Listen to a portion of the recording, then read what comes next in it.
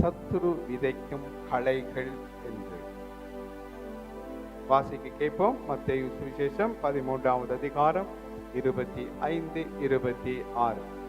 மனுஷர் நித்திரை பண்ணுகையில் அவனுடைய சத்துரு வந்து கோதுமைக்குள் களைகளை விதைத்துவிட்டு போனான்.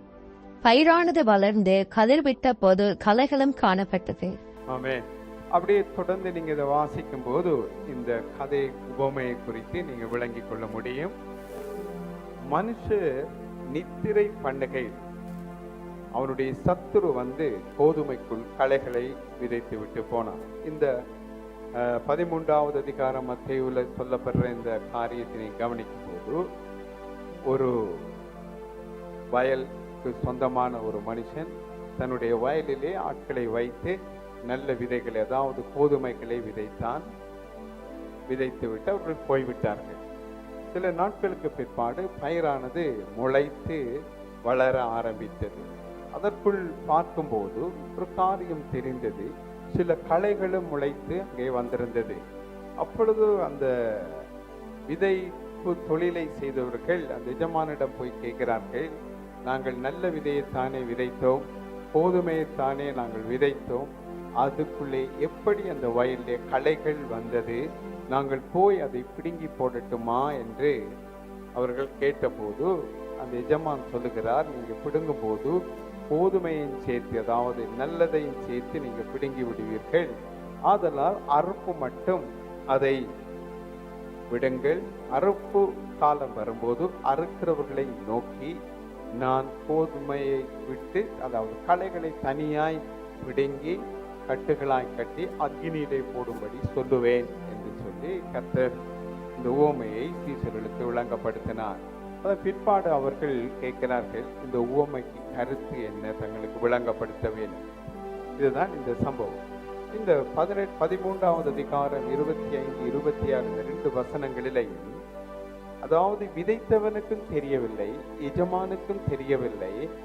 விதைத்தவனும் எஜமானும் நித்திரையாய் இருந்த நேரத்திலே அவருடைய சத்துரு வந்து அந்த விதைப்புக்குள்ளே, அந்த நல்ல நிலத்திலே விதைக்கப்பட்ட அந்த விதைகளுக்குள்ளே களைகளையும் விதைத்து விட்டு போனார். அதன் பிற்பாடு சில நாட்கள் வரும் வரைக்கும் இந்த பயிர், அந்த விதை முளைத்து ஒரு குறிப்பிட்ட அதனுடைய தன்மையை வெளிப்படுத்தும்படியான அந்த பயிர் வளரும் வரைக்கும் சத்துரு விதைத்தது இன்னதென்றதை அவர்களால் அறிய முடியவில்லை. அதே போலதான் உங்களுடைய வாழ்க்கையிலேயும் என்னுடைய வாழ்க்கையிலேயும் சாத்தான் செய்கிற சில கிரியைகளை உடனே அறிந்து கொள்ள முடிவதில்லை. அல்லது சிலரால் அதை அறிந்து கொள்ள முடியும். உடனே அதை அறிந்து கொண்டால் உடனே நாங்கள் எங்களை பாதுகாத்துக் கொள்ள முடியும். அப்படி தாமதமாகுமானால் அது முளைத்து விடும். அது முளைத்த பிற்பாடு பயிராகிவிடும். இதனுடைய வேரும் அதனுடைய வேரும் ஒன்றோடு ஒன்று இணைக்கப்பட்டு நெருக்கமாய் வளர்ந்து விட்டால் திரும்ப இந்த களையை புடுங்க வெளிக்கிடும் போது அது பயிரையும் சேதப்படுத்திவிடும். ஆதலால் ஆரம்பத்திலேயே சத்துருடைய களைகள் இன்னதென்பதை நீங்க அறிந்து கொள்ள வேண்டும். அவன் அந்த விதையை கொண்டு வரும்போது அந்த ஆரம்பத்திலே அதை எதிர்க்க நாங்க பழகுவோமானால் ஆவிக்குரிய ஜீவியத்திலே சத்துரு ஒருபோதும் எங்களை வஞ்சிக்க கூடாததாய் இருக்கும். ஆகவே ஒவ்வொரு மனிதனுக்கும் விரோதமாய் களை விதைக்கிறதுல சத்துரு எப்பொழுதும் உஷாராத்தான் இருக்கிறான். ஏதாவது ஒரு உண்மையை பொய்யாய் மாற்றி அந்த பொய்யின் விதையை விதைக்க ஆரம்பிக்கிறான். உண்மை விதை முளைப்பதற்கு முதல் பொய்யின் விதையும் அதோடு போட்டி போட்டு அதனுடைய வீரியத்தை வெளுத்தி இது வளர்ந்து செழித்து இதுதான் உண்மை என்று காண்பிக்க விரும்புகிற தன்மையாய் இருக்கிறது. ஆகவே உங்களுடைய வாழ்க்கையிலே உங்களுடைய ஆவிக்குரிய ஜீவியத்தை பாதிக்கிற மிக பிரதானமான பிரச்சனை களை விதைக்கிறது. இந்த களைக்கு இந்த எஜமான் வந்து சாத்தான். அவனுக்கு கீழே ஏராளமான ஆவிகள் இருக்கிறது. அந்த ஆவிகள் எல்லாம் இந்த களை விதைக்கிறதுல கை சேர்ந்த ஆவிகளா இருக்கிறது.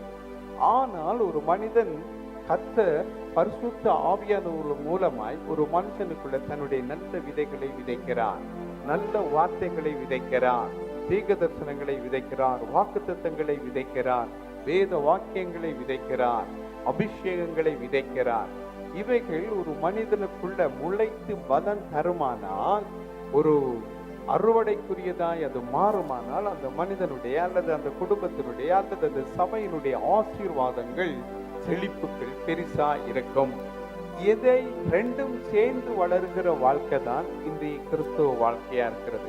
ஒரு பக்கம் கர்த்தருடைய தோட்டம், பக்கத்து தோட்டம் சாத்தானுடைய தோட்டம் மாதிரி அல்ல.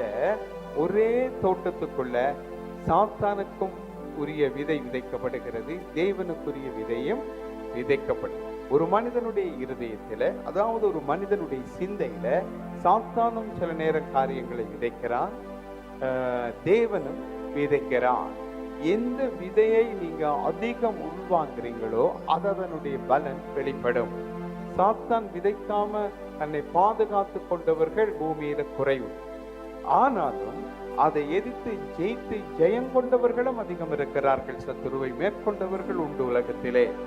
நாள் உங்களுக்கு சில வேதாகமத்தில் இருக்கிற சில பரிசுத்தவான்கள் சில சம்பவங்களை காண்பிக்க போகிறேன். அதுல சில சம்பவங்களிலே சாத்தான் ஜெயித்ததையும், சில சம்பவத்திலே சாத்தானை தேவ மனிதர்கள் ஜெயித்ததுமான சம்பவத்தை உங்களுக்கு நான் அடையாளப்படுத்துவேன். இந்த விதையினுடைய பலத்தை நீங்க அறிந்து கொள்ள வேணும். அவன் களை விதைக்கிறான் என்றது தோட்டத்துல அல்லது ஒரு வயல்ல ஒரு நல்ல பயிரை விதைத்திருக்கும் போது அது முளைத்து வர்ற, அதுலதான் எங்களுடைய இலக்கு இருக்கிறது, எங்களுடைய நோக்கம் இருக்கிறது, எங்களுடைய சிந்தை இருக்கிறது. அந்த விளைச்சல் மூலமா தான் நாங்கள் ஆசீர்வாதத்தை சுந்தரித்துக் கொள்ள முடியும். ஒரு சபையானாலும் சபையிலே களை விதைக்கிறவர்கள் அதிகமாக இருக்கிறார்கள், சபையிலே பொய்யை நம்புறவர்கள் அதிகமா இருக்கிறார்கள். உதாரணத்துக்கு நீங்க இதை கவனிக்க வேண்டுமானால் நீங்க விளங்கிக் கொள்ளக்கூடிய ஒரு விஷயம், ஆதியிலே நடந்த ஒரு சம்பவம். ஏதேன் தோட்டத்திலே ஆதாமுக்கும் ஏவாளுக்கும் தேவனோடு நல்ல பரிச்சயம் இருந்தது, நல்ல உறவு இருந்தது, நல்ல ஐக்கியம் இருந்தது, நல்லா பேசி பழகி உறவாடினார்கள். தேவன் அவர்களுக்கு தகப்பனாய் இருந்தார். தகப்பனும் பிள்ளைகளும் போல ஒரு நல்ல ஐக்கியமான ஒரு குடும்ப மாதிரி அவங்க வாழ்ந்தார்கள். ஒரு நாள் சாத்தான் அந்த ஏதேன் தோட்டத்துக்கு பிரவேசித்தான். அவன் வந்த உடனே வெடிக்கிறது என்னென்றால் கலகம், உடனே வெடிக்கிறது என்னென்றால் களை விதைப்பு. இப்ப ஏவாளோட சும்மா கொஞ்சம் சைட்டால கதை கொடுக்க ஆரம்பிக்கிறான். நீங்க இதெல்லாம் சாப்பிடலாமா, அப்படியா இப்படியாண்டு உங்களுக்கு தெரியும் இந்த ஸ்டோரி. ஆகவே அதை நான் பெருசா சொல்ல வர இல்லை. ஆகவே அதை கதை கொடுக்க கதையே கேட்டான். கேட்க அதற்குள்ளே சில பொய்களை அவன் விதைக்க ஆரம்பித்தான். அதை ஏவாளுடைய சிந்தைக்குள்ள விழுந்தது, அந்த நல்ல நிலமாகிய இருதயத்தில் விழுந்தது. விழ அதுக்கு முளைக்க ஆரம்பித்தது. நீங்க நினைக்கிற மாதிரி இப்ப சாத்தான் இப்ப அவ பழத்தை பிடுங்கி சாப்பிட்டதாக நீங்க நினைக்க கூடாது. வேதாகமம் வேகமா அதை சுருக்கமா எழுதியிருக்கிறது, நீங்க அப்படி நினைக்க கூடாது. ஆகவே இப்படியாய் பிசாசோட ஒரு தொடர்பு ஏவாளுக்கு ஏற்பட்டது. கதைக்க அந்த கதைகளின் ஊடாக நாங்க எங்களை மறந்துருக்க ஒரு பிட் பாக்கெட் அடிக்கிறவர்கள் என்று சொல்லுவார்கள். இந்த ரோட்டுகள் அதுகளில் கவனமா இருக்க வேண்டும் நீங்க என்று சொல்லி போட்டிருப்பாங்க. நீங்க உங்க பாட்டுல போவீங்க, உங்களோட கவனம் உங்களுடைய காரியத்திற்கு போது எதிர்பாராம ஒரு ஆள் உங்களுக்கு அதை திருடி விட்டு போகிறது, உங்களுடைய பணத்தை, பொருளை. அதே போல நீங்கள் கவலையினமா இருக்கிற நேரத்துல, கதைக்கிற கதையில மயங்கி கொண்டிருக்கிற நேரத்துல அந்த களைகளை விதைத்து விடுவான். அந்த களைகளுடைய தாற்பயமும் பலனும் எவ்வளவு தூரம் தேவனுடைய ராஜ்யத்தை பாதித்திருக்கிறது என்பதை நீங்க கவனிக்க வேண்டும். அதற்கு மேலாய் உங்களுடைய சொந்த வாழ்க்கையை அது எப்படி பாதிக்கிறது என்பதை நீங்க கவனிக்க வேண்டும். பொய் சாத்தான் சொல்லுகிறதை நம்பினா ஏவாளுடைய முடிவு என்னவோ அதுதான் அதனுடைய முடிவு. அது ஏவாளுக்கு மாத்திரம் கிடையாது, இந்த பூமியில இருக்கிற எல்லா மனிதர்களுக்கும் அதுதான் பொதுவான ஒரு முடிவார். சாத்தான் பொய் சொல்லுவதை குறித்து வேதம் சொல்லுகிறது, அவன் பொய்யன், பொய்க்கு பிதாவுமாய் இருக்கிறான். அவன் தன்னுடைய சொந்தத்தில் எடுத்து பேசுறான். சொந்த உலகத்தில் இருக்கிற எல்லா கற்பனைகளில் எழுதுகிறவர்கள் பேசுறவர்களை விட சாத்தான் மிகப்பெரிய பொய்யன். இந்த பொய்யை நம்பி சபைகளிலே கலகம் பண்ணுகிறவர்கள், குடும்பங்களிலே பிரிகிறவர்கள், பிரச்சனைப்படுகிறவர்கள், அல்லது வேலை ஸ்தலங்கள் அப்படி போராடுகிறவர்கள் எல்லாம் சாத்தானுடைய பிள்ளைகள். தன்னுடைய பொய்யையும் நம்பத்தக்கவர்களாய் மாற்றுகிறான் பாருங்க. அதுதான் அவனுடைய தந்திரம். இந்த சாத்தானுடைய இந்த கலை விதைப்பை உங்களுக்கு ஒரு விதமாய் அந்த காரியத்தை விளங்கப்படுத்துறதை கவனிங்கள். பல கதைகள் உண்டு, பல தேவ மனிதர்கள் இந்த கதைகளை சொல்லி இருக்கிறார்கள். நானும் அதை உங்களுக்கு சொல்லுகிறேன். இந்த கதைக்கு சொந்தக்காரர் யாருன்னு தெரியாது. பலர் தங்களுடைய போதனைகளில் இதை பாவித்து இருக்கிறார்கள். ஒரு மனிதன் ஒரு ஊர்ல அவர் ஒரு பெரிய ஸ்தானத்துல இருக்கிறார். அந்த ஊருக்கு தலைவரா இருக்கிறார் என்று வைத்துக் கொள்ளுங்கள். இந்த தலைவரை ஒரு குடும்பம், இன்னொரு பக்கத்து ஊர்ல இருக்கிற குடும்பம், தங்களுடைய தலைவர் சரியில்லை என்று சொல்லி இந்த பக்கத்தூர் தலைவரை கூப்பிட்டு தங்களுடைய ஒரு குறிப்பிட்ட பிரச்சனை சம்பந்தமாக தீர்வு ஒன்றை ஏற்படுத்தும்படி கூப்பிட்டார்கள். அவர் அந்த பிரச்சனை அவர்களுக்கு தீர்த்து கொடுத்த போது இந்த குடும்பத்துக்கு மிகவும் சந்தோஷமாயிற்று. இந்த சந்தோஷத்தின் நிமித்தம் இந்த ஊர் தலைவருக்கு ஏதாவது ஒன்று கொடுக்க வேணும் என்று சொல்லி அவங்க அந்தரப்பட்டு கொண்டிருந்தாங்க. எதை கொடுக்கிறது என்று அவருக்கு பரிசா எதை கொடுப்பது என்று தெரியவில்லை. இந்த பெரிய மனிதன் எங்களுடைய வீடு தேடி எங்களுடைய அழைப்பை ஏற்று வந்து எங்களுடைய பிரச்சனையை தீர்த்திருக்கிறார் என்று சொல்லி அவரை கனம் பண்ணும்படி தேடி இருந்த போது அவர்களுக்கு கண்ணில எதிரப்பட்டது என்னதுன்னு கேட்டா, அவர்கள் வளர்க்கிற ஆடு, அந்த ஆட்டுல ஒரு நல்ல ஆட்டை எடுத்து ஆபேல் பலி செலுத்தின மாதிரி இந்த தலைவருக்கு பரிசாக அவங்க கொடுத்தாங்க. அவரும் சந்தோஷத்தோட இந்த ஆட்டை வாங்கி கொண்டு தன்னுடைய வீடு நோக்கி போகும்படி புறப்பட்டார். அதற்கு முதல் சில நாட்களுக்கு முதல் இவர்கள் வளர்க்கிற இந்த ஆடுகளிலே சில திருடர்கள் கண் வைத்து எப்படியாவது இந்த ஆடுகளை திருடிக் கொள்ள வேண்டும் என்று பலவிதமான முயற்சி செய்தார்கள். அவர்களால் அது கூடாமல் போய்விட்டது. ஆகவே இந்த ஊர் தலைவர் என்பவர் பெரிய மனுஷன், அவருக்கு நிறைய பலம் இருக்கிறது, மனுஷ பலம், அதிகார பலம் எல்லாம் இருக்கிறது. ஆகவே அவரோடு இந்த ஆடு எப்படியாவது அந்த பண்ணையை விட்டு வெளியில வந்து விட்டது, அந்த குடும்பத்தை விட்டு. ஆகவே இது எப்படியாவது நாங்கள் நீண்ட நாட்களாய் இதை திருட ஆசைப்பட்டிருந்தோம், திட்டமிட்டிருந்தோம், அது கிடைக்கவில்லை. ஆகவே இந்த தலைவருடைய கையில இருந்து திருடுவது ஏற்கனவே அந்த வீட்டில இருந்து திருடுவதை விட பயங்கரமான ஒரு காரியம்.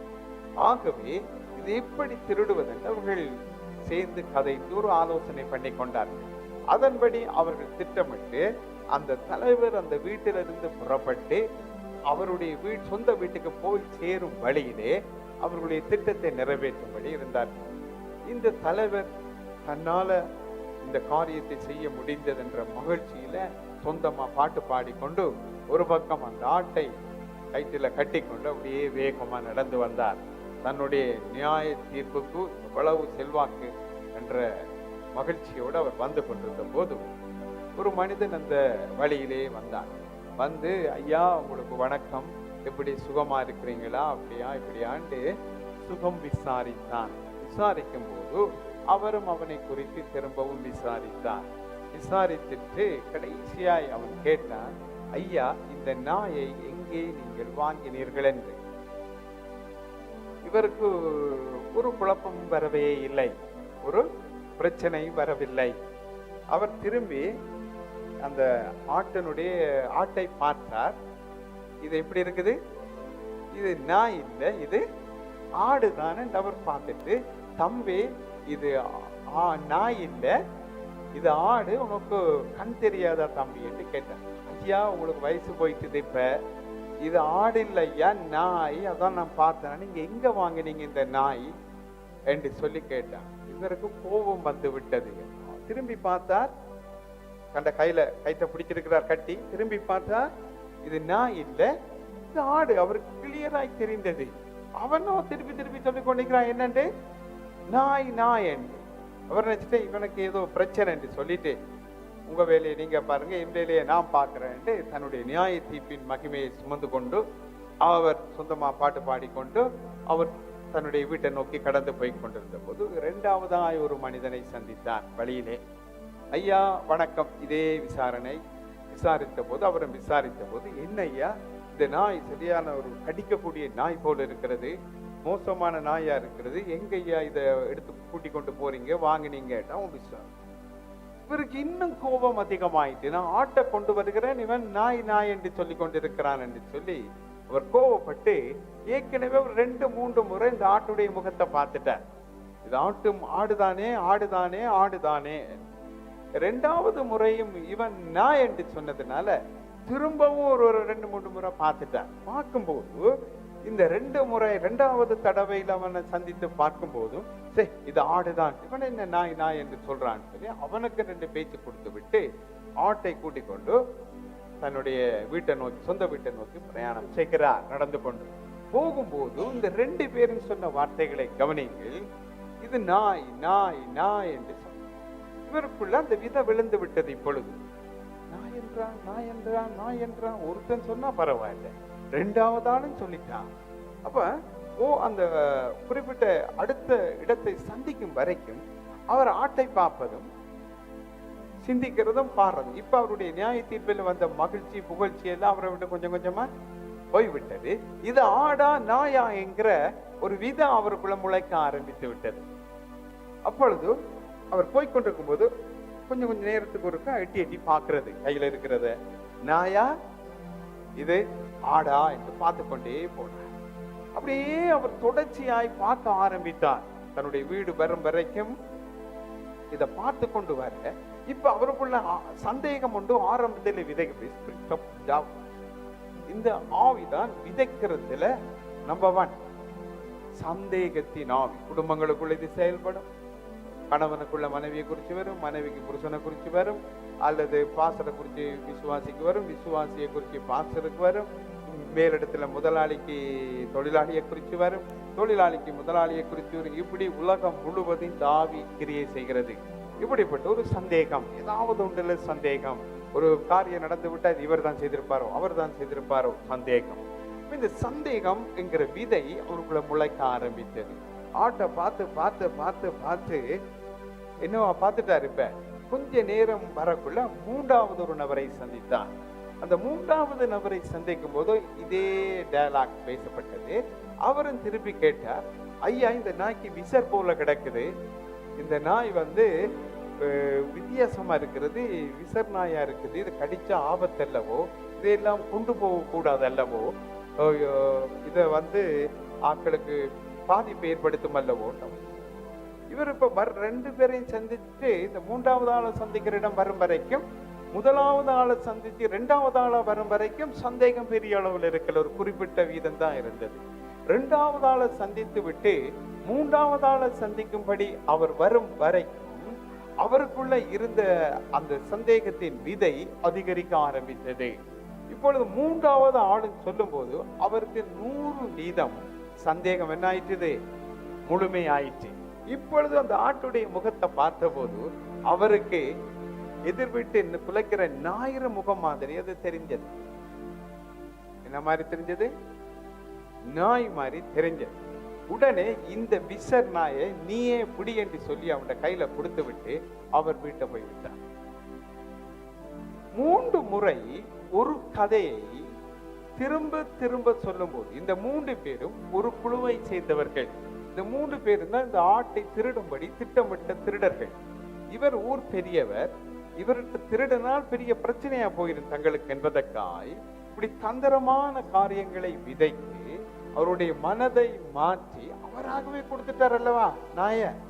ஆட்டை நாயாய் மாற்ற. இதே மாதிரிதான் நீங்க உங்களுடைய மனைவிய, உங்களோட புருஷனை, உங்க பாஸ்டரை, உங்க விசுவாசிய, அல்லது உங்களோட குடும்பத்தில் இருக்கிற யாரோ ஒருவரை, அல்லது நீங்க வேலை செய்யற இடத்துல அல்லது உங்களோட சமுதாயத்துல யாரோ ஒருவர் இருப்பார், அவரை ஆடு போல இருக்கிற அந்த ஆளை நீங்க என்ன சொல்றது?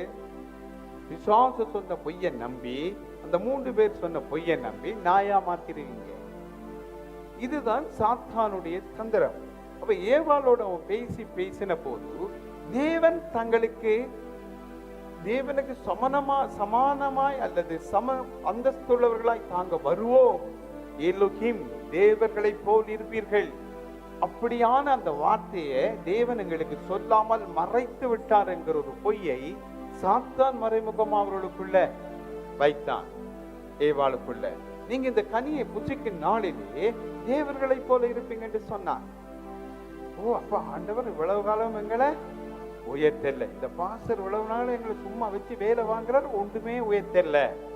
இந்த புருஷன் இவ்வளவு காலம் இருக்குது, மோசமான ஒரு ஆள், ஆடு மாதிரி இருந்தது, இப்ப நாய் மாறி குலைக்குது அடிக்கடி. இப்படி இப்படி இந்த விதைகள் முளைத்து முளைத்து முளைத்து முளைத்து பலன் கொடுக்கிறது. இப்படி கொடுக்கிறவர்களுக்குரிய தண்டனை இப்ப வருமா? அங்கே உடனே வந்தது. இப்ப என்ன சொல்றாரு அந்த ஆண்டவர்? இப்ப வராது, முடிவு காலம் வரட்டும், இருக்கட்டும். அப்பொழுது தேவதூர உலகத்தின் அறுப்பு உலகத்தின் முடிவு. அந்நாளிலே தேவதூர்கள் தூக்கி அக்கினி சூளையில போடுவாங்க. இந்த கதையில உங்களுக்கு தெரியும் இந்த உவமை.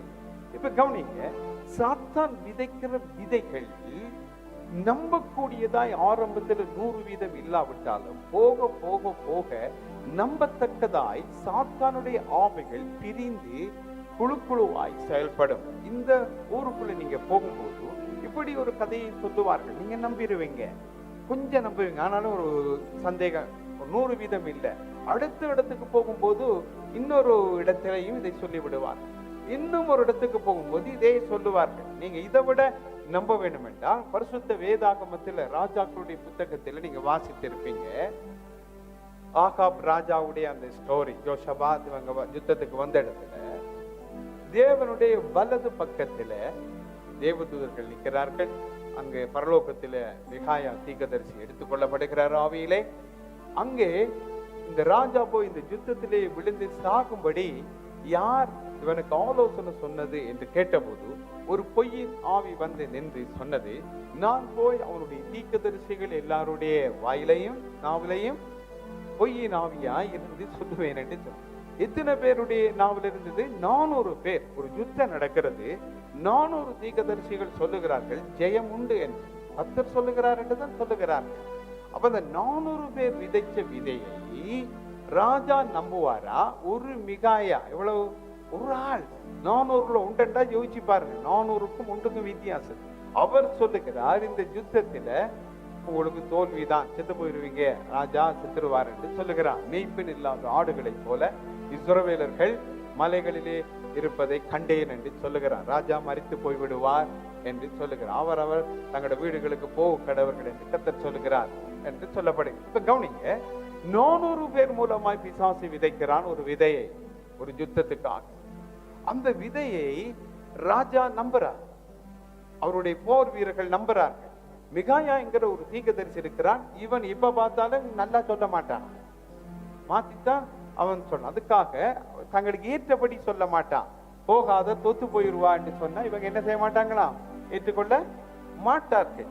இப்படிப்பட்ட நிலையில கர்த்தருடைய வார்த்தையை ஒரு மனுஷன் தனக்குள்ள வாங்கி உள்வாங்கி அதை முளைக்க பண்ணி அந்த மனிதன் எழும்புவானால் பெரிய விருட்சமாய் அவனால வளர முடியும், பெரிய ஆளா வர முடியும், பெரிய ஊழியக்காரனாய் வர முடியும், பெரிய ஊழியக்காரியாய் வர முடியும். சாத்தானுடைய விதைகளும் முளைக்கக்கூடிய ஆற்றல் உள்ளவைகள், தேவனுடைய வார்த்தைகளுக்கும் அதே ஆற்றல் இருக்கிறது. ஆனால் இது நன்மைக்குரியது, அது தீமைக்குரியது. இது பரிசுத்தத்துக்குரியது, நித்தியத்துக்குரியது, அது பாவத்துக்குரியது, அருவருப்புக்குரியது, அழிவுக்குரியது, அக்கினிக்கு இரையானது. ஆகவே இப்படித்தான் ஒரு குறிப்பிட்ட ஒரு காரியம் ஒரு இடத்துல சம்பவிக்கும் போது அதை குறித்து பலர் பலவிதமாய் கதைப்பார்கள். ஊர் சொல்லுவதும் உலகம் சொல்லுவதும் உண்மை போல இருக்கும், ஆனா உண்மையா இருக்கிறதா? இல்லை. உங்களுடைய ஊழியக்காரரை குறித்து, உங்களுடைய கணவரை குறித்து, உங்களுடைய மனைவியை குறித்து பிறர் சொல்லுவதை நீங்கள் கேட்டு நீங்க ஒரு தீர்மானம் எடுப்பீங்களானா உங்களுக்கு சரியான ஒரு ஞானம் இல்லை என்று அர்த்தம்.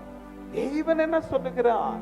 இப்படி ஒரு பிரச்சனை வந்து விட்டது, கர்த்தர் இந்த பிரச்சனையை குறித்து என்ன சொல்லுகிறார் என்று தெய்வ சமூகத்தில் விசாரிக்கிற ஒருவன் இருப்பானால், கர்த்தர் என்ன சாட்சி கொடுக்கிறார் என்று கேட்கக்கூடிய ஒரு ஆத்மா, ஒரு ஊழியக்காரி இருந்தால் அவர்களே ஜெயிப்பார்.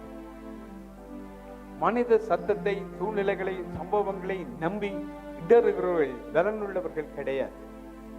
ஆகவே தேவனுடைய சமூகத்தில் விசாரிக்க வேண்டும். உடனே ஏவாள் சொல்லியிருக்க வேண்டும் சாத்தானிடம், நீ சொன்னது சரியோ பிள்ளையோ எனக்கு தெரியாது, ஆனாலும் ஒவ்வொரு நாளும் என்னோட வந்து உலாவுறவர், என்னோட பேசுகிறவர், என்னோட நடமாடுகிற என் தகப்பனிடம், என் ஆண்டவரிடம், என் தேவனிடம் நான் போய் இதை கேட்க போகிறேன் என்று அவர் சொல்லியிருந்தா சாத்தான் அந்த ஏதேன் தோட்டத்துக்குள்ள வந்திருக்கவே மாட்டான். இனிமேல் அப்படியே பிசாசுக்கு ஒரு சரியான பதிலை சொல்லக்கூட முடியாதபடிக்கு சாத்தானுடைய தந்திரம் பலமானதா இருக்கிறது. ஆகவே பிசாசின் தந்திரங்களோடு எதிர்த்து நிற்க திராணி உள்ளவர்கள் ஆகும்படி தேவனுடைய சர்வாயுத வர்க்கத்தை தெரிந்து கொள்ளுங்கள் என்று எபேசியர் 6ஆம் அதிகாரம் சொல்லுகிறது. ஆகவே இப்படித்தான் இன்னும் 2-3 பேர் சொல்லுகிற கதையை கேட்டா அது ஒரே மாதிரி இருக்கும், அது உண்மை போல இருக்கும். இப்படி நீங்க கேட்டு நீங்க ஒரு தீர்மானம் எடுப்பீர்கள், ஆனால் நீங்கள் பரிசுத்த வேதாகமத்தை தூக்கி அல்லது கர்த்தருக்கு ஆராதனை செய்து துதித்து ஸ்தோத்தரித்து பாடுவதில் அர்த்தமே கிடையாது. ஏனென்றால் சத்துருவுக்கு தெரியும் உங்களை வீழ்த்த முடியும். தேவனுடைய பிள்ளையாக்கிய நீங்க தேவன் சொல்லுவதை நம்புவது எவ்வளவு கடினம். ஒரு தீர்க்கதரிசன வார்த்தை வந்துவிட்டா, ஒரு பிரசங்கத்தில் ஒரு வசனம் சொல்லப்பட்டா, இதை சந்தேகப்படாமல் 100% உங்களால ஏற்றுக்கொண்டு விசுவாசித்து அதை ஆயத்தப்படுத்தினால் அந்த விதை உங்களுக்குள்ள முளைத்து பலன் தரும் அல்லவா? அதை எவ்வளவு சந்தேக கண்களோட பார்க்கிறோம். ஆனா சாத்தா உடனே சொன்னோன லொட்டோ விழுந்த மாதிரி உங்களுக்கு பெரிய பொக்கிஷ மாதிரி அதை விசுவாசித்து எடுத்துக் கொள்ளுவீங்க. முடிவில் அது பரிதாபமாக்கி விடும் உங்களை. ஆகவே முதலாவதா நாங்கள் ஒரு காரியத்தை கவனிப்போம். இந்த மத்தேயு 13:25 சொல்லுகிறது, அந்த முதல் வசனத்தை கவனிப்போம். மனுஷர் நித்திரை பண்டிகையில் அவருடைய சத்துரு வந்து கோதுமைக்குள் களைகளை விதைத்து விட்டு போனார். எப்பொழுது சாத்தான் ஒரு மனிதனுடைய சிந்தையில இருதயத்தில களை விதைக்கிறான், எப்ப விதைக்கிறான்? சிந்தையில களை விதைக்கிற டைமை கவனிங்கள். மனுஷர் நித்திரை பண்ணுகையில். இது என்ன நித்திரை? அப்ப இது என்ன நித்திரை என்றதை நான் உங்களுக்கு சொல்லுகிறேன். முதலாவதா இந்த ஒரு காரியத்தை நாங்க தியானிப்போம். ஏசாயா 56:10. அவனுடைய காவற்காரர் எல்லாரும் ஒன்றுமறியாத குருடர், அவர்கள் எல்லாரும் குலைக்க மாட்டாத ஊமையான நாய்கள், தூக்க மயக்கமாய் புலம்புகிறவர்கள், படுத்துக் கொள்ளுகிறவர்கள், நித்திரை பிரியர். ஏசாயா 56ஆம் அதிகாரம் 10ஆம் வசனத்தை வாசிக்க கேட்டோம். இந்த இடத்துல சொல்லப்படுற வசனத்தை கவனிங்கள். ஏசாயா தீர்க்கதரிசி சொல்லுகிறார், அவனுடைய காவற்காரர், அதாவது மந்தைக்கு மேய்ப்பன் காவலாளியா இருக்கிறது போல சபையை காவல் காக்கிற பகுதியில இருக்கிற ஒரு முக்கியமான குரூப் யார் என்று கேட்டால் ஜெபம் செய்கிறவர்கள். அது ஜெப தலைவனா இருக்கலாம், ஜெப தலைவியா இருக்கலாம், அல்லது ஒரு ஜெப குழுவா இருக்கலாம், உபவாசித்து ஜெபிக்கிறவளா இருக்கலாம், இரவு விழித்து ஜெபிக்கிறவளா இருக்கலாம், எப்படியும் இருக்கலாம். அவங்களுடைய தலைப்பு ஜெபிக்கிறவர்கள், காவல் ஆளிகள், காவல் காக்கிறவர்கள். இவர்கள் எப்படிப்பட்டவர்களா? அவனுடைய காவற்காரர்கள் எல்லாரும் ஒன்றும் அறியாத குருடர் என்றால், காவலுக்கு ஒரு மனுஷனை வச்சிருக்கிறோம் பார்க்க சொல்லி, ஒரு செக்யூரிட்டி கார்டு மாதிரி அவர் இருக்கிறார். அவர் எஜமானோ அவருடைய குடும்பமோ அவருடைய சொத்துக்களோ வெளியில அல்ல, உள்ளே பாதுகாப்பா இருக்கிறது. இதை பாதுகாக்கும்படி இவர் வெளியில இருக்கிறார். இவர் குருடராய் இருப்பார். ஆனால் என்னென்ன வசனம் சொல்லுகிறது? அவனுடைய காவற்காரர் எல்லாரும் ஒன்றும் அறியாத குருடர். குருடராய் அவர்கள் காவல் காத்து கொண்டு இருப்பார்களானால், குருடர்கள் யாராவது உள்ள திருட வருகிறவர்களையோ அல்லது சேதப்படுத்த வர்றவர்களையோ கண்டு காண தெரியுமா? அவருக்கு தெரியாது. அப்ப இந்த காவற்கார, அதாவது குருடர்கள், காவல் காக்கிற குருடர்கள், அதாவது ஜெபிக்கிற குருடர்கள். எனவே ஆவிக்குரிய குருடர்கள். யார் இந்த ஆவிக்குரிய குருடர்கள் என்றால் நித்திரை பிரியர்கள். என்னவா அந்த கீழ்வசனம் சொல்லுகிறது? படுத்துக் கொள்ளுகிறவர்கள், நித்திரை பிரியர்கள், குலைக்க மாட்டாத ஊமையான நாய்கள், தூக்க மயக்கமாய் புலம்புகிறவர்கள். ஜெப கூட்டம் வச்சீங்கன்னா இவங்க வரமாட்டாங்க. அப்படி இல்லைன்னு நீங்க அவங்கள கட்டாயப்படுத்தி கொண்டு வந்தீங்கன்னா நித்திரை கொள்வாங்க. ஏனென்றால் அவங்களுடைய அழைப்பு அதுதான். என்ன செய்வாங்க? அவங்க நித்திர பிரிய நித்திரை கொள்ளக்கூடிய ஒரு ஆற்றல் அவங்க பெற்றிருக்கிறவங்க. இவங்க நித்திரை பிரிய, தூக்க மயக்கத்துல புலம்புவாங்க. அப்ப இந்த ஜெபத்தை கவனிங்க. ஒரு சபையை பாதுகாக்கும்படி ஒரு ஜெபிக்கிற ஒரு கூட்டம் இருக்கிறது. அது ஆண்களோ பெண்களோ, ஆண் பெண்கள் சேர்ந்ததோ, பல குடும்பங்கள் சேர்ந்ததோ, எப்படியும் இருக்கலாம், அது பிரச்சனை கிடையாது. இவர்கள் ஜெபிக்கும் போது இவங்களுடைய நோக்கம் என்னன்னா, காவலாளிகள், விழித்திருந்து ஜெபிக்கிற காவலாளிகள், ஜாமக்காரர்கள். எப்பொழுது எதிரி வருகிறான், அப்படைகள் வருகிறது என்பதை ஜாமம் காத்திருந்து விழித்திருந்து பார்ப்பார். ராணுவ முகாம்களை கவனித்து பாருங்கள். அங்கே காவலர்கள் அமைத்து இரவும் பகலுமாய் மாறி மாறி காவலர்கள் அந்த அரண்ல இருந்து பாதுகாப்பார்கள் விழித்திருந்து. அதே போல இந்த இடத்திலே ஒரு சபையை, ஒரு குடும்பத்தை, ஊழியத்தை பாதுகாக்கும்படியாய் ஜெபிக்க வேண்டிய காவலர்கள் வேண்டும். இவர்கள் ஜெபிக்கும் போது என்ன ஆகுது, எதிரிகள் வருகிறார்களா, அதை குறித்து எந்த தகவலும் மற்றவர்கள் ஜெபித்த உங்களுக்கு நல்ல சமாதானமா இருந்தது. என்ன வெளிப்பாடு கிடைக்கும்? சமாதானமா இருந்துச்சு. ஜெபம் எல்லாம் போன மாதிரி இருக்குது, போயிட்டுதா, இடையில இருக்குதா தெரியாது. ஆனா பார்வையாளனுக்கு தெரியும், போனதும் வந்ததும் தெரியும். ஆனா அந்த குருடர்கள் என்பது பார்வையற்றவர்களை குறிக்கிறது. ஒரு காவலாளி பார்வை உள்ளவனா இருக்க வேண்டும். என்னவா இருக்க வேணும்? வாக்கு திறனுள்ளவனா இருக்க வேணும். தூர பார்வை உள்ளவனாய் இருக்க வேண்டும். எதிரிகளின் நடமாட்டத்தை கண்காணிக்கிறவனாய் இருக்க வேண்டும். அதுதான் இந்த காவலாளர்களுடைய வேலை. ஆனா அவர்களுக்குள்ள நித்திர மயக்கங்கள் வரும்போது ஜெப கூட்டங்களுக்கு அந்த ஜெபிக்கிற நேரங்கள் எழுப்பி அவங்களால ஜெபிக்க முடியாம இருக்கும், ஜெபங்களை சரியாய் செய்ய முடியாம இருக்கும். அப்ப இந்த ஜெப பகுதியில நித்திரை கொள்ளுகிறவர்களை கவனியுங்கள். இவர்கள் குருட்டுத்தனமான ஒரு ஆவியினால பிடிக்கப்பட்டவர்கள். பைபிள் வாய்ச்சி கொண்டு முடித்திருவர் பாருங்க. இதெல்லாம் இந்த குருட்டாட்டத்தின் ஆவியினுடைய கிரியைகள். இப்படிப்பட்டவர்களுக்குள்ள சாத்தானால களைகளை மிக மிக சுலபமாய் விதைக்க முடியும். பிரசங்கம் கேட்டுக்கொண்டு போக்குள்ள அப்படியே விழுந்தெலும்புவாங்க பாருங்க. நித்திரையில நீங்க ஆன்லைன்ல விழுந்தெலும்பலாம், ஒரு பிரச்சனையும் கிடையாது, பிடிக்க ஆளில் அவ்வளவுதான். ஆனா இப்படிப்பட்டவர்களை நீங்கள் கவனியுங்கள். இவர்களுக்குள் பிசாசானவன் எப்பொழுதும் களை விதைக்க முடியும். ஏனென்றால் மத்தேயு 13:25 சொல்லுகிறது, என்ன சொல்லுகிறது? மனுஷர் நித்திரை பண்ணுகையில் சத்துரு வந்து களைகளை விதைத்தான்.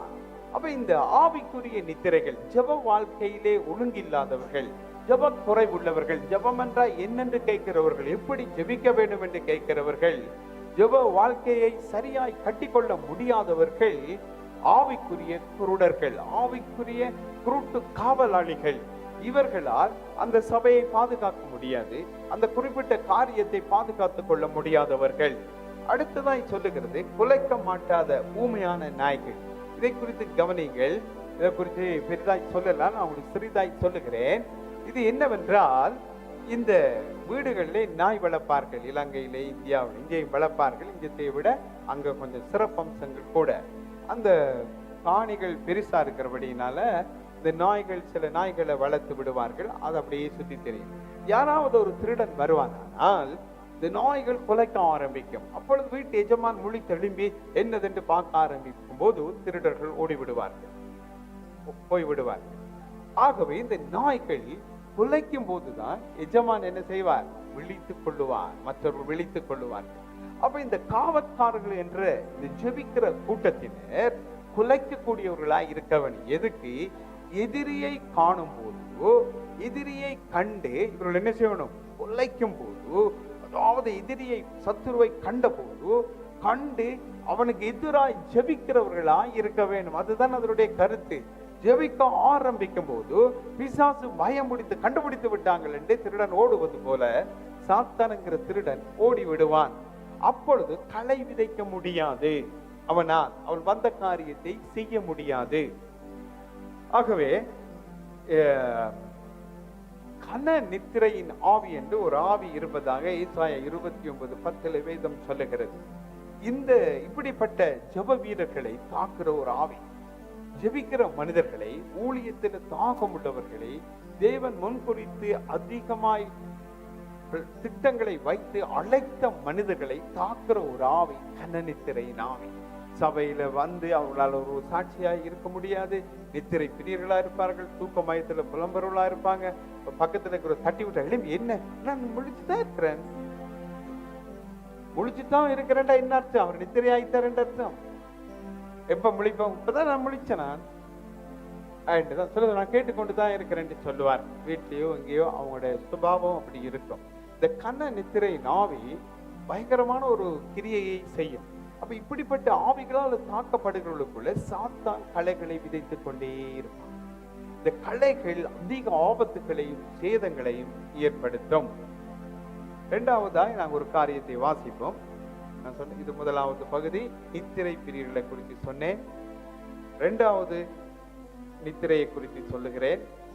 யோனா முதலாவது அதிகாரம் 5வது வசனம். யோனா முதலாவது அதிகாரம் 5ஆம் வசனம் வாசிக்க கேட்போம். அப்பொழுது கப்பற்காரர் பயந்து அவனவன் தந்தன் தேவனை நோக்கி வேண்டுதல் செய்து பாரத்தை லேசாக்கும்படி கப்பலில் இருந்த சரக்குகளை சமுத்திரத்தில் எறிந்து விட்டார்கள். ஜோனாவோ வென்றால் கப்பலின் கீழ்த்தட்டில் இறங்கி போய் படுத்துக் கொண்டு அயர்ந்த நித்திரை பண்ணினான். அயர்ந்த நித்திரை ஆதாமுக்கு வந்தது. கர்த்தர் ஆதாமுக்கு அயர்ந்த நித்திரையை உண்டு பண்ணி அவனுடைய விலா எலும்புகள்ல ஒன்றை எடுத்தார் என்று வேதம் சொல்லுவோம். பெரிய ஒரு ஆபரேஷன் தியேட்டர்ல பெரிய ஆபரேஷன் நடக்கும் ஹாஸ்பிட்டல்ல அந்த மயக்கம், அந்த நித்திர மயக்கம் யாருக்கு இருந்தது? யோனாக்கு இருந்தது என்று வேதம் சொல்லுகிறது. பாருங்க, கப்பல் போகிறது, பெரிய புயல் அடிக்கிறது. என்ன அடிக்கிறது? பெரிய புயல் அடிக்கிறது, கடல் கொந்தளிக்கிறது. கடல்ல அந்த கப்பல்ல இருக்கிறவர்கள் எல்லாம் பயந்து நடுங்குறார்கள், நாங்க மரித்து விடுவோமோ அப்படிப்பட்ட ஒரு நிலைமை. அப்பொழுது கப்பற்காரர் பயந்து அவனவன் தன் தேவனை நோக்கி வேண்டுதல் செய்து பாரத்தை லேசாக்கும்படி அவங்க கப்பல்ல இருந்த பொருட்களை ஏற்றி கொண்டு போற பொருட்களை எல்லாம் கடல்ல தூக்கி எறிந்து பயந்து ஜீவனுக்காய் உயிர் பயத்திலே போராடுகிறார்கள். மரண பயம் உண்டாயிற்று. அப்போ ஒவ்வொருவரும் எழும்பி தங்களுடைய ஆண்டவரை தெய்வத்தை நோக்கி மன்றாடுகிறார். இப்பொழுது இந்த கப்பலுக்குள்ள இருக்கிற முக்கியமான நபர் அவர் போய் வேறு யாராவது இருக்கிறாங்களா என்று தேடி போனா எங்களுடைய தீர்க்கதரிசி ஐயா அங்கே இருக்கிறார். யார் அவர்? தீர்க்கதரிசி ஐயா. யாரும் செய்யாத ஊழியத்தை செய்த ஒரு மனுஷன் யோனா. இந்த யோனா தீர்க்கதரிசி ஐயாவுக்கு நித்திரை அவரோட ஒப்பந்தம் பண்ணப்பட்டிருக்கிறது. அப்ப இந்த யோனா போய் கப்பலுடைய கீழ்த்தட்டுல, அந்த காலத்து கப்பல்கள்ல கீழ்த்தட்டு பிசினஸ் கிளாஸ் விலை கூடின சீட், அதுல போய் இந்த ட்ரெயின்ல பஸ்ல நித்திரை கொள்ற மாதிரி ட்ரெயின்ல ஏறுவாங்க. சில பேர் நித்திரை ஆயிடுவாங்க, இறங்க வேண்டிய இடத்தை விட்டுட்டு வேற எங்கேயோ போய் இறங்குவாங்க. காத்துரு சுலபமா விதைச்சிருவாங்க இப்படிப்பட்ட ஆக்களுக்குள்ள. இவங்க சுய நினைவில்லாத ஒரு ஜனங்க ஆகவே இந்த யோனா போற கப்பல்ல நல்ல நித்திரை. என்ன நித்திரை? சூப்பர் நித்திரை கொண்டார், பயந்த நித்திரை. பெரிய ஒரு ஆபரேஷன், ஒரு சரீரத்தை வெட்டி ஒரு விலா எலும்பை எடுத்து சதையினால் அடைத்து எழுப்புற அளவு செய்யத்தக்கதான நித்திரை. இந்த மயக்க மருந்து எவ்வளவு ஏற்றுப்பட்டிருக்கோண்டு பாருங்க அந்த நித்திரை. அப்படிப்பட்ட நித்திரை உள்ள ஒரு மனிதனாய் காணப்பட்டார். கவனிங்க, 9ஆம் வசனம் வாசிப்போம். யோனா 1:9.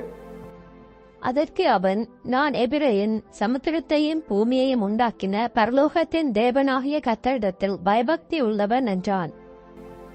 இவருடைய கருத்து என்னவா? தேவனிடம் நான் எப்படி இருக்கிறேன்? பயபக்தி உள்ள ஒரு மனுஷன். அந்த தேவன் சமுத்திரத்தையும் பூமியையும் உண்டாக்கின பரலோகத்தின் தேவன், அவரிடத்துல நான் பயபக்தி உள்ளவன். என்ன மனுஷன்? பயமும் பக்தியும் உள்ள மனிதன். தேவன் சொன்னதை செய்யாமல் இப்ப என்ன செய்து கொண்டிருக்கிறார்? ஓடிக்கொண்டிருக்கிறார். அதுக்கு பேர் என்னது? பய பக்தி. இந்த காலத்து கிறிஸ்தவர்கள் செய்யறது ஒன்றும் புதுசு இல்லை, எல்லாம் இவங்க தான் பழக்கினது. அதாவது நாங்க தேவனுடைய பிள்ளைகள் என்றார்கள், தேவனுக்கு சொந்தமானவர்கள் என்கிறார்கள், பரிசுத்த ஆவியை பெற்றிருக்கிறோம் என்னெல்லாம். வேற ஏதாவது நீங்க பெற்றிருக்கலாம், ஏதாவது கர்த்தருக்கு தெரியும் எங்களை குறித்து, கர்த்தர் அறிவார், அப்படி இப்படி எல்லாம் வீர முழக்கங்கள் சொல்லுவோம். ஆனால் செய்யற தொழில் என்னன்னு கேட்டீங்கன்னா, ஊழியம் என்னன்னு கேட்டா ஒரே ஓட்டம். பயபக்தி உள்ள மனுஷன் தேவனை விட்டு ஓடுவானோ? தேவனுக்கு பயப்படுகிறவன் சபையில பிரச்சனை வந்தா வராம வீட்டுல இருப்பானோ? தேவனுக்கு பயந்த மனிதன் சூழ்நிலைகள் கொந்தளிப்புகள் வரும்போது ஒளித்து இருப்பானோ, ஓடுவானோ, அதுல பங்கு கொள்ளாம இருப்பானோ? அப்படி கிடையாதே. அவன் எல்லாத்திலையும் அங்கமுள்ளவனாய் இருப்பான், எந்த சூழ்நிலையிலையும். ஆகவே 10ஆம் வசனத்தை வாசிப்போம். யோனா 1:10. அவன் கர்த்தருடைய சமூகத்திலிருந்து விலகி ஓடி போகிறவன் என்று தங்களுக்கு அறிவித்ததினால் அந்த மனுஷர் மிகவும் பயந்து அவனை நோக்கி, நீ ஏன் இப்படி செய்தாய் என்றார்கள். முதல் சொல்லுகிறார், நான் தேவனிடத்துல பயபக்தி உள்ளவன். இப்ப சொல்லுகிறார், நான் கர்த்தருடைய சமூகத்தில் நின்று விலகி ஓடி போகிறேன். கப்பலுக்குள்ள எங்க ஓடுறது? கப்பலுக்குள்ள ஓட முடியுமோ? அதாவது தன்னுடைய சொந்த ஊர்ல இருந்து வெளிக்கிட்டு ஜோப்பாவுக்கு வந்து ஜோப்பாவுல இருந்து கப்பல் எடுத்து அவர் போய்கொண்டு தர்சீஸ், கூடுதலா ஸ்பெயின் என்று சொல்லப்படுகிறது. சிலர் சொல்லுகிறார் இந்தியன் ஓஷியன், அதாவது அதுல இருக்கிற ஒரு பக்கத்தில் இன்னொரு பகுதியில் இருக்கிற ஒரு ஊர் என்று சொல்லுகிற, இப்படி பலருக்கு அது முக்கியம் இல்லை என்று அவர் அங்க போகிறது தர்சீஸுக்கு. ஆகவே ஜோனாவுடைய வாழ்க்கையை கவனிங்கள். அவருக்குள்ள ஒரு நித்திரை இருந்தது. எல்லாரும் நித்திரைக்குள்ளாடி பெரிய பிரச்சனையாயிரும். நித்திரையா இருக்கிற ஒரு மனிதன், இதுல இவ்வளவு சூழ்நிலையில பாருங்க, ஒரு மனுஷனுக்கு ஒரு சின்ன பிரச்சனை வாழ்க்கையில வந்தா நித்திரை வருதில்லை என்று சொல்லி அலைகிறார்கள். நித்திரை இல்லை. ஒரு சின்ன பிரச்சனைக்கு சிலருக்கு பிரச்சனை இல்லாமலே நித்திரை வராது, அதுவும் ஒரு அழைப்பு. ஆனா யோனாவுக்கு இருக்கிற பிரச்சனையை பாத்தீங்கன்னா, தேவ சமூகத்தை விட்டு விலகி ஓடுகிறார். என்னத்தை விட்டு ஓடுகிறார்? தேவ சமூகம். முதலாவது, அவர் தேவனிடத்துல பயபக்தி உள்ளவர் என்று சொல்லுகிறார். நல்ல கவனிங்க, தேவன் மேல பயபக்தியா இருக்கிறவனும், தேவன் மேல் பயபக்தி உள்ளவனும் தேவனுடைய சமூகத்தை விட்டு விலகி ஓடி ஒழிக்கக்கூடியவனாய் மாற முடியும். ஏனென்றால் அவனுக்குள்ள இருந்தது ஒரு பகுதி, இந்த சூழ்நிலை நித்திர கொள்ளக்கூடிய ஒரு பெரிய ஆற்றல் அவனுக்கிட்ட இருந்தது. அப்படியானால் ஒரு நித்திர ஆவி, கன நித்திரையின் ஆவி மாதிரி ஒரு ஆவி. ஏனென்றால் அவனுக்கு அந்த நித்திரை கொடுக்கப்பட்டது தெரியுமா உங்களுக்கு? ஏனென்று சொன்னால், இவன் விழித்திருந்தான் என்றால் இவனுடைய மனச்சாட்சி என்ன செய்யும்? நான் செய்யறதெல்லாம் தப்பு தான், அப்படித்தான் இப்படித்தான் உணர முடியும். இன்னொரு சான்ஸ் கிடைச்சிருக்கும். ஆனா நித்திரை என்றா இவன் தான் ராஜா. கனவுல பாருங்க, நீங்க எத்தனை பேரை போய் தாக்குறீங்க, அடிக்கிறீங்க, உடைக்கிறீங்க, நொறுக்குறீங்க. உங்களை இது திணிக்க பூமியிலையும் வானத்திலையும் யாரும் இல்லாம இருக்கும். யோசிப்பிட கனவுகள் மாதிரி இல்லையா? அப்படியான பலம் இருக்கு கனவுல. ஆனா ஜோனா அயர்ந்த நித்திரை ஆயிட்டார். அந்த அயர்ந்த நித்திரை ஆகின நேரங்கள்ல இப்படிப்பட்ட ஒரு தன்மை அவருக்குள்ள இருந்ததுனால சாத்தானால அந்த நித்திரை உள்ள நேரங்கள்ல களைகளை விதைக்க முடியும். என்ன களைகளை அவன் விதைத்திருக்கிறான் என்றால், ஜோனாவிடம் விதைத்த கலையை குறித்து நான் இதுல எடுக்கல, நான் வசனத்துல சொல்லுகிறேன். ஜோனா புத்தகத்துல நினிவேயை கர்த்தர் அழிக்காத போது ஜோனா கர்த்தரை பார்த்து திரும்ப சொல்லுகிற காரியத்தை கவனிங்கள். நான் இதை உமக்கு முன்னே சொல்லவில்லையா? என்ன தைரியம் பார்த்தீங்களா? ஆண்டவரை பார்த்து ஜோனா சொல்லுகிறார், இதை நான் கர்த்தருக்கு, அதாவது தேவனுக்கு, உமக்கு நான் முன்னே சொல்லவில்லையா? என்னுடைய சொந்த தேசத்திலே இருக்கும் போது நீர் இரக்கம் உள்ளவரும் மனதுருக்கம் உள்ளவரும் தீங்குக்கு மனஸ்தாபப்படுகிறவரும் மன்னிக்க தயவுறுத்தவருமாகிய கர்த்தர் அல்லவா? நீர் சொல்லுவே செய்ய மாட்டேன். நீர் என்ன செய்வீர்? ஆண்டவர் சொல்லுவார், அழிப்பேன், அப்படி செய்வேன், இப்படி செய்வேன் என்று சொல்லுவீங்க. ஆனா மனம் மாறிடுவீங்க, நீங்க செய்ய மாட்டீங்க. அப்ப சாத்தான் விதைத்த விதையை யோனாவுக்குள் நீங்க கவனிக்க வேண்டும். என்ன விதை விதைத்திருக்கிறான்? யோனா, கர்த்தரை நம்பி நீ போகாத, கர்த்தரை குறித்து ஏற்கனவே உனக்கு தெரியும், உன்ட சொன்னாரண்டா செய்ய மாட்டான். வேதம் சொல்லுகிறது, தேவன் ஒரு தீங்கை வருவிப்பேன் என்று சொல்லியும் அவர்கள் மனம் திரும்பாத போது அதை நிறைவேற்றுவார். மனம் திரும்பினா என்ன செய்ய மாட்டாரு? அதை செய்ய மாட்டார். அது தேவனுடைய தவறு என்று நினைக்க கூடாது. சாத்தான் எப்படி விதைக்கிறான்டா, தேவன் மீது ஒரு அவநம்பிக்கை, ஒரு அவிசுவாசத்தை விதைக்கிறான். எப்படி அவன் விதைத்திருக்கிறான் பாருங்க. நான் என்னுடைய தேசத்தில் இருக்கும் போது உமக்கு சொல்லவில்லையா ஆண்டவரே என்று ஜோனா கேட்கிறார் தேவனை பார்த்து. இப்ப சாத்தான் என்ன விதைத்திருக்கிறான்? உன்னை கர்த்தர் நினிவேக்கு போக சொல்லி இருக்கிறார், நினிவேக்கு நீ போகலாம், போய் என்ன லாபம்? போனே என்று சொன்னா, யோனாவே நீ சொல்லுகிற அந்த வார்த்தையின்படி கர்த்தர் செய்ய மாட்டார், கர்த்தர் சொன்ன வார்த்தையை கர்த்தர் நிறைவேற்ற மாட்டார் என்கிற கர்த்தர் மேல ஒரு அவிசுவாசத்தை, ஒரு அவநம்பிக்கையை யோனாவுக்குள்ள சாத்தான் விதைக்கிறான். இந்த விதை வளர்ந்து முளைத்து அவனுக்குள்ள பலன் கொண்ட போது யோனா எழும்பி, ஏன் தர்சீசுக்கு போக வேணும், நான் நினிவேக்கு போக மாட்டேன் என்று சொல்லிவிட்டு அவர் தன்னுடைய வீட்டில் இருக்கலாம் தானே, இல்லையா? இருக்கலாம். ஏன் தர்சிசுக்கு போனார்? அப்ப வீட்டுல அவர் இருக்கலாம். நான் போக மாட்டேன் ஆண்டவரே, எனக்கு இந்த ஊழியத்தை விடுறேன், எனக்கு இந்த ஊழியத்தை செய்ய முடியாது ஒரு வார்த்தை சொல்லிட்டு அவர் வீட்டில் இருந்திருக்கலாம். அவர் இருந்த இடம் என்னவென்றால் ராஜாவுடைய அரண்மனை. அரசாங்க தீர்க்கதரிசி. அவர் இப்ப அரசாங்க சம்பளம் பெறுகிற தீர்க்கதரிசி மாதிரி அரச சலுகை உள்ளவராய் அவர் வைக்கப்பட்டிருக்கிறார். ஏனென்றால் ராஜாவுக்கு ஒரு தீர்க்கதரிசி சொல்லி அதன்படி நடந்தபடினால அவருக்கு அந்த செல்வாக்கு இருந்துச்சு. இப்ப ராஜாக்களுக்கு தீர்க்கதரிசனம் சொன்னீங்கன்னா ராஜாக்கள் போஷிப்பார். அப்படியே ஆகவே கர்த்தர் உங்களை போஷிக்கிறவர். ஆகவே கவனிங்க, அப்ப ஜோனா வீட்டுல இருக்காம தர்சிசுக்கு ஓடி போகிறான். அதாவது ஒரு கப்பல் ஏறி, அதாவது தான் இருக்கிற நாட்டை விட்டு ஓடுகிறான். ஓடி தேவ சமூகத்தை விட்டு ஓடுகிறான். ஆனா இவர், கவனிங்க இந்த வார்த்தைய, அந்த முதல் நாங்க வாசிச்ச வசனத்துல தான் தேவ சமூகத்தை விட்டு 10 சொல்லுகிறார், கர்த்தருடைய சமூகத்தினின்று விலகி ஓடி போகிறேன். ஏன்னா இஸ்ரேல் தேசத்துல இருந்தா, தன்னுடைய வீட்டுல இருந்தா ராஜா அடிக்கடி கூப்பிடுவார், கர்த்தர் என்ன சொல்றாருன்னு கேட்பார். இரண்டாவது காரியம் தான் வீட்டுல இருந்தா தான் ஜெபம் பண்ண வேண்டும், ஆண்டவருடைய சமூகத்துக்குரிய காரியங்கள்ல காணப்பட வேண்டும். நாட்டை விட்டு போனால் ஜீவிக்க தேவ சபைக்கு சமூகத்துக்கு போக தேவையில்லை, அங்க போக தேவையில்லை, இங்க போக தேவையில்லை, எனக்கு வேலை கிடைத்து விட்டது, எனக்கு அங்க தூரத்துக்கு வந்துட்டு இது வந்துட்டு நீங்க ஏதாவது ஒன்று சொல்லி, ஆனா பயபக்தி கத்தரடா ஒரே நடுக்கம் எனக்கு இப்படி சொல்லிவிட்டு ஓடி விடுவார்கள். கர்த்தருக்கு நடுங்கிறவன் அவருடைய சமூகத்தில் எப்பொழுதும் இருப்பான். தேவனுக்கு பயப்படுகிறவன் அவருடைய ஆராதனையும் அவருடைய சமூகத்தையுமே முதலாவது வாஞ்சிப்பான், உலகத்துக்குரியவைகளே அல்ல. காரணம் சொல்லுகிறவனாய் அவனால் இருக்க முடியாது. ஏனென்றால் அப்படியானா அது உண்மையான ஒரு பக்தி கிடையாது. உங்கள் பக்தி காலையில தோன்றி மாலையில மறைந்து போகிற மேகத்தை போல பனிய போல இருக்கிறது என்று ஓசியா சொல்லுகிறார். ஆகவே தேவன் மேல பக்தி உள்ள மனிதன் இப்படி ஒரு காரியத்தை செய்ய முடியாது. தேவ சமூகத்தை விட்டு விலகிறான். அங்கே காயினை பாத்தீங்கன்னா கர்த்தருடைய சமூகத்தை விட்டு விலக வேண்டியதா இல்லை. ஆதாம் ஏவாள் தேவ சமூகத்தை விட்டு விலக வேண்டியவர்களாய் கர்த்தர் அனுப்பிவிட்டார் வெளியிலே.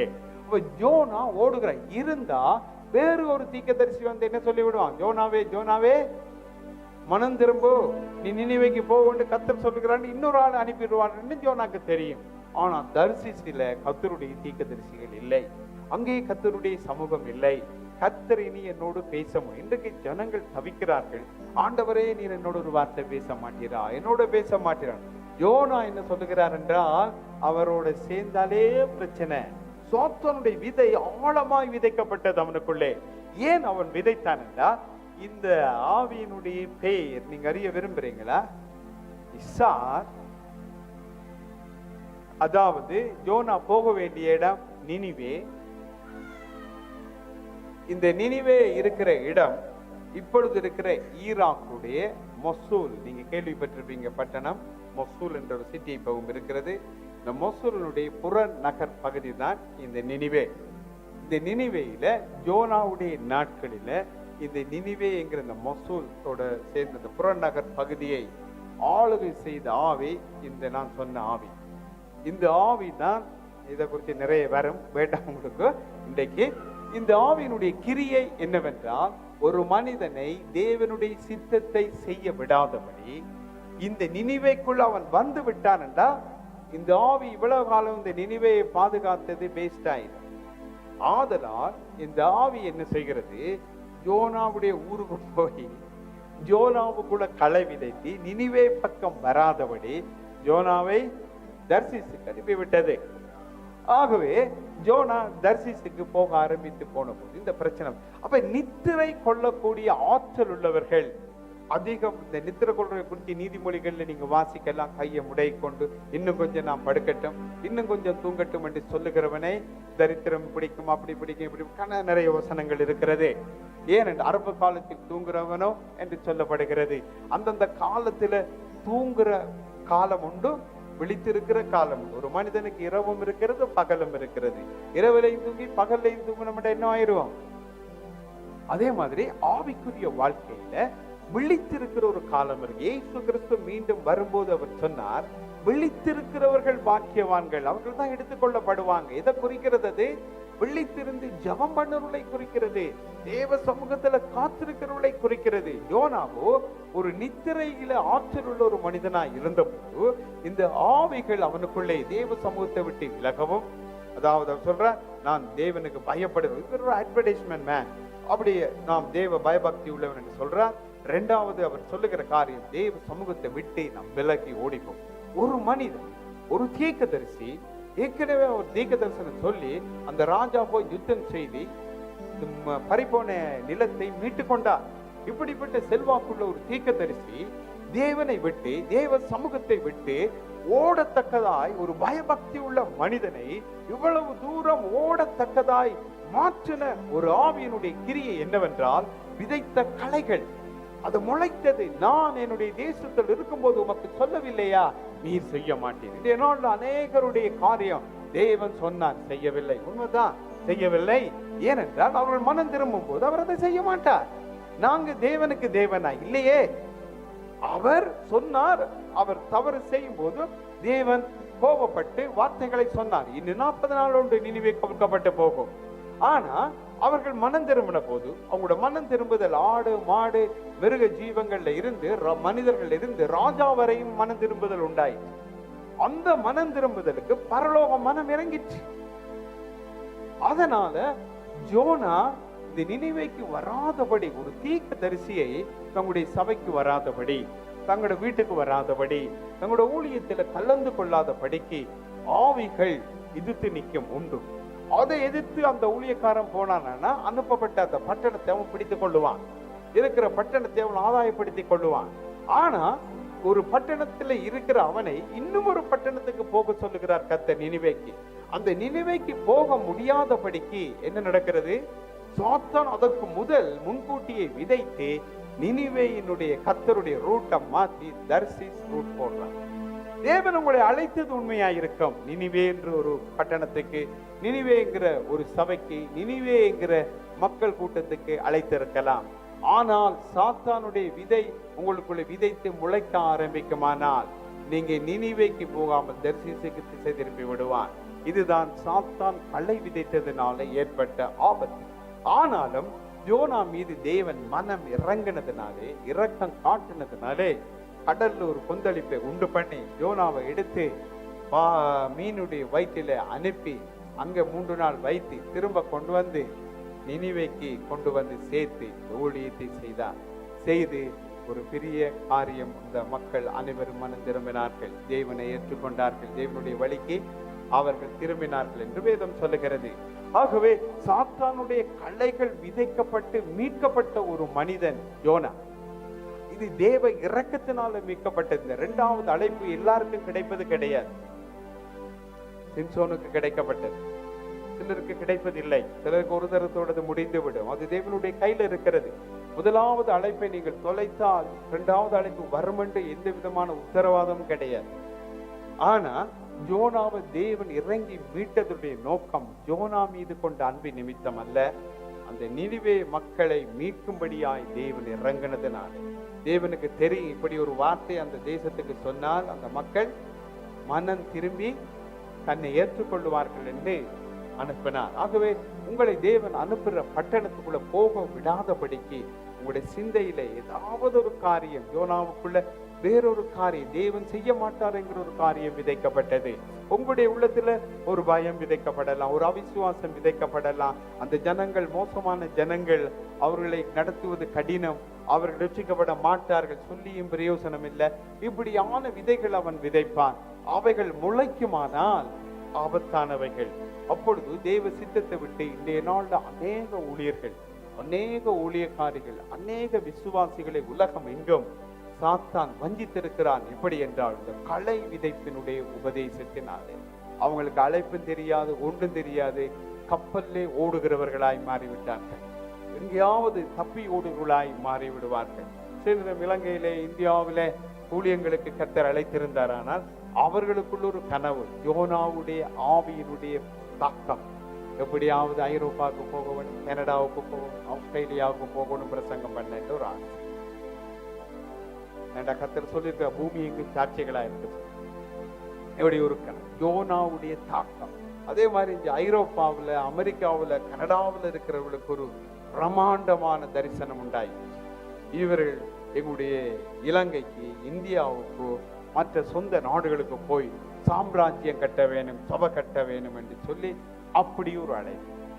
தேவன் எங்க போக சொன்னார் என்றதை இதுவரைக்கும் இவர்கள் விளங்கி கொள்ள வேண்டும். இல்லாவிட்டால் இந்த ஆபத்திலே முடிவு பரிதாபமாய் முடிந்துவிடும்.